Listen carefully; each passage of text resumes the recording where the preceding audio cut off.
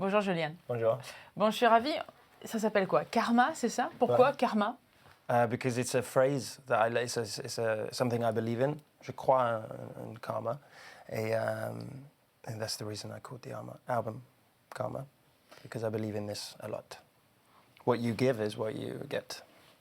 Je voudrais qu'on revienne du coup un peu, qu'on regarde ce qui s'est passé avant, Juliane Perretta, parce que finalement, en France, effectivement, on commence à vous connaître plus qu'un peu, mais finalement, vous n'êtes pas arrivé il y a si longtemps que ça. Le départ, c'est quoi? C'est qu'à l'école, vous vous dites, je veux faire de la musique, j'arrête tout, je veux faire de la musique? Oui, exactement. Quand j'avais 16 ans, en fait, I wanted to stop l'école à 14 ans, mais ça, c'est pas possible.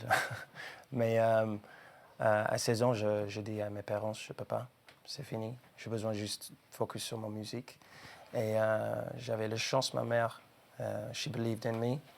Et après ça, voilà, je n'ai jamais arrêté. Qu'est-ce qui vous a donné envie de faire de la musique alors, Juliane? Quels sont les groupes qui vous ont donné envie de monter sur scène, de créer votre propre musique? Il y a beaucoup d'artistes qui m'inspirent de faire la musique. Des artistes comme The Beatles, tout ça, des groupes de rock. My father had played me, Eric Clapton, tout ça. Mais en fait, j'allais à un concert de Michael Bublé quand j'avais 12 ans. Et I like this kind of music. À l'époque, j'adore la musique de swing, tout ça. Mais quand j'ai vu lui sur scène, it was at the Royal Albert Hall à Londres. I just said to my mum, I want to do this. Vous avez dit à votre maman que vous vouliez vraiment faire ça. Vraiment. Il y a une chose en fait qui est assez étonnante. La première fois que je vous ai entendu, c'est ce groove que vous avez, que vous possédez. Yeah. C'est quelque chose que vous avez toujours eu, ça? Groove? Oui. Ah ouais, je pense à cause de la musique I listen to.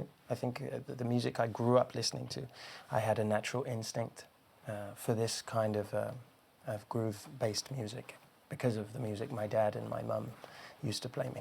Et puis il y a une rencontre avec Mark Ronson qui va arriver. Racontez-nous cette rencontre. Est-ce que c'est un conte de fées à ce moment-là, votre vie? The meeting of Mark, quand je rencontrais lui, c'était vraiment, maintenant quand je regarde the past and my road, mon route, c'était vraiment important cette meeting parce qu'il me donnait une énorme chance de faire une tournée avec lui et Amy Winehouse.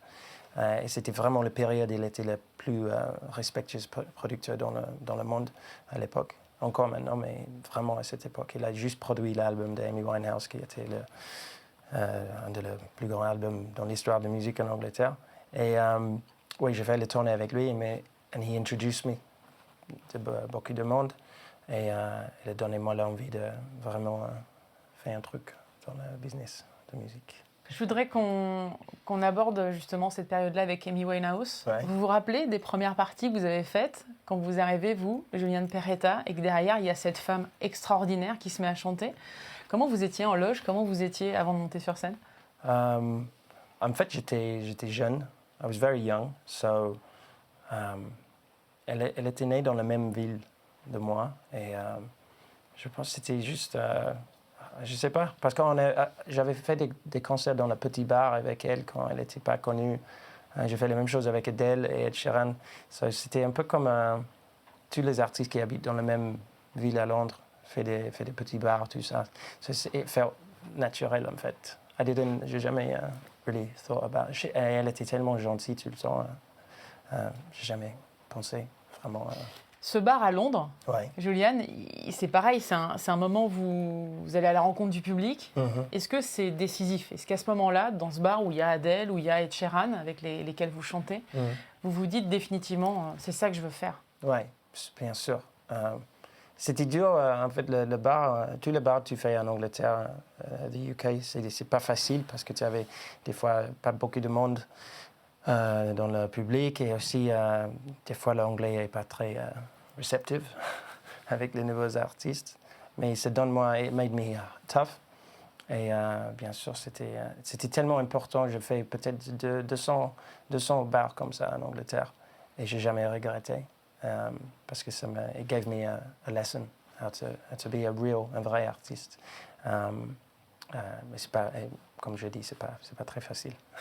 Parlez-moi de la France, Juliane, Oui. parce que quand vous arrivez avec Wonder Why, on sent qu'il y a un espèce d'engouement quasiment immédiat en fait qui se produit. La France, c'est particulier pour vous? Oui, tout à fait. Surtout en ce moment,